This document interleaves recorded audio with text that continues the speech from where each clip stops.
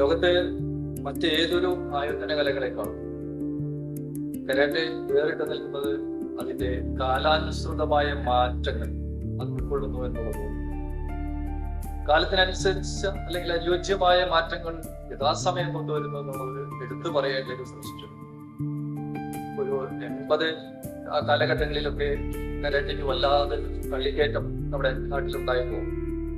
ഒരു 90കളിൽ അതിനെ ഒരു സർക്കാരിൻ്റെതായ ഒരു കടിഞ്ഞാണ് ട്രെയിനിങ് സെന്ററുകൾക്ക് നിയമം കൊണ്ടുവന്ന് അതിനെ കുറിച്ചൊരു നല്ല ഇൻസ്റ്റിറ്റ്യൂട്ടുകളെ ഉണ്ടാക്കാൻ വേണ്ടിയുള്ള അതിന്റെ പരിരക്ഷയിൽ കൊണ്ടുവന്നത്.